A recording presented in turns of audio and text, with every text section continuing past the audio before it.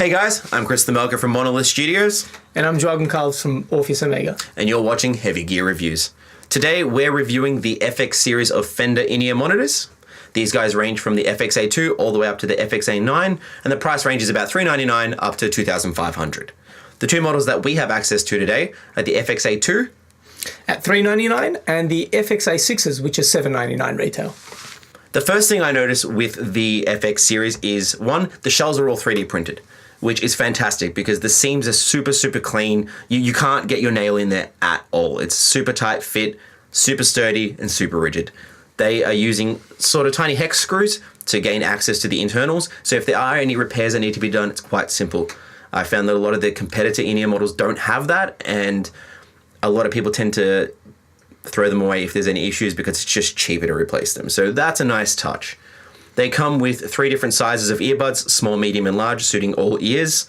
Apparently, if they don't, then I think you might need to see a doctor if they're not fitting your ears. Or a specialist. One of the two, someone, but should fit all sizes. Yeah, look, again, like you said, they're quite robust and well built. And even when you hold them, you can tell there's been some time and effort put into the way that they've been made and the way they've been built. I have had pairs in similar sort of price ranges, which didn't quite feel as robust, and kind of, I guess I was never concerned because I generally take good care of my gear, but knowing that I can probably drop these and not worry is, you know, it's comforting at the best of times, you know. And when you're on tour, stuff happens, right? Like, you can't help that. So it's good to know that these are going to be, you know, okay. Yeah, little things like these that you take around is a big worry for the most part. Again, mostly losing them. Yeah. But I want to be able to throw these around a bag, put it with other gear, and not worry that they're going to break or fall apart. And I definitely don't feel that way about these guys. They're, again, super sturdy, super rigid. The other thing as well is the seal on them is fantastic.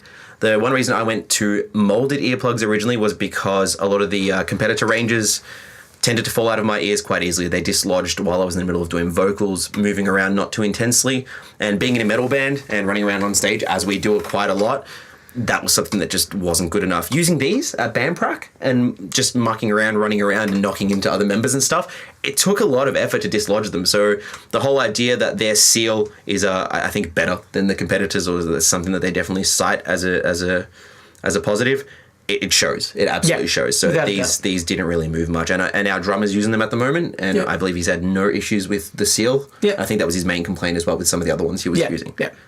So as far as sound quality is concerned, I mean, from my perspective as a guitarist, and that's all I'm really doing and I'm listening to, the mid focus on these has been fantastic. And when you're playing guitar, mids are important, even if you scoop the shit out of them.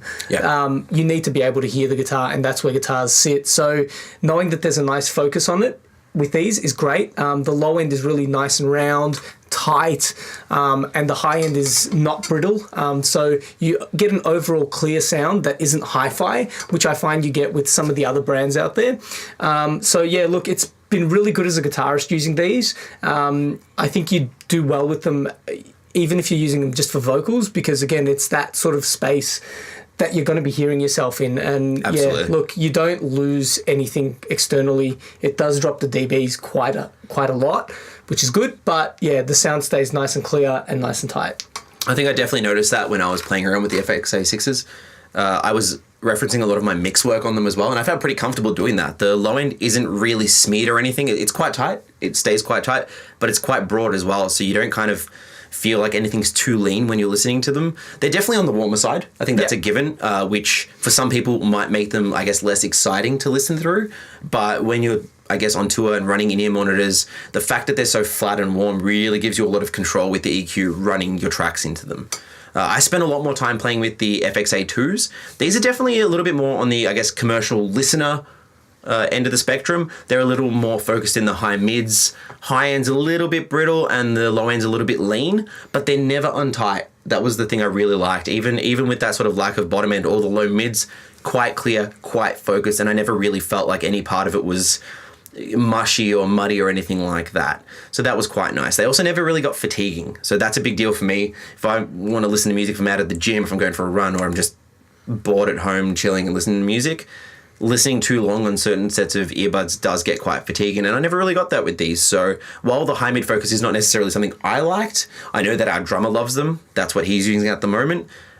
He's currently running, I think, in his in-ears, guitars, a bit of kick. Yeah, vocals, click, and backing tracks. So I think for him it's a lot of stuff that's quite mid-focused, and the fact that these give a bit more of that high-mid bite lets him cut through a lot of what else he's hearing. I know the other part of that with the seal, the fact that they do sound as good as they do and they seal quite well means you don't have to run them as loud. So that's true. Was sort of one of the immediate things I noticed, which was quite nice. Yep. So overall, how do you feel about the FX series of in-ear monitors from Fender? Confident. Yeah. As I said, they're super robust, really, really rigid. You can tell Fender spent a lot of time trying to make these, I would say, different to the competitors, and I mean arguably better, because the experience I've had with these versus a bunch of other brands has been definitely positive. Like I said, when it comes to touring, you want to feel confident with what you're taking on the road, and I want to feel like I can throw these guys and pick them back up again, and they're going to be working perfectly fine. I have that confidence. We'll find out after the video, but no, I've been really impressed. Like I said, the seal on them is really tight. The fit is really comfortable. The reliability shows for the moment. We've taken them on tour a few times and they've been great. And the sound's awesome. There's definitely a broad spectrum of sound in there. I'd love to try the A9s at the top of the range at $2,500. But I feel like there's something for everyone in there. If you're more of a commercial listener, the A2s are fantastic. If you want something a little bit more flat and warm and you're taking them on the road to have a whole bunch of different things going on in your in-ears, the 6s are fantastic.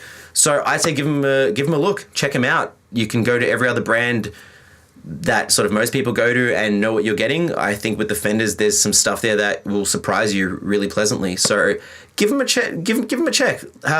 You can jump online to see what the ranges are, and I'm pretty sure you can get them in a few stores at the moment. So they're still quite new to bear in mind. That's true. They haven't really been out for a long time, and especially in Australia. Yeah. We always get things a little bit later than everywhere else. So if you get a chance, check them out. So that's the Fender FX series in-ear monitors. This is Heavy Gear Reviews. Stay heavy.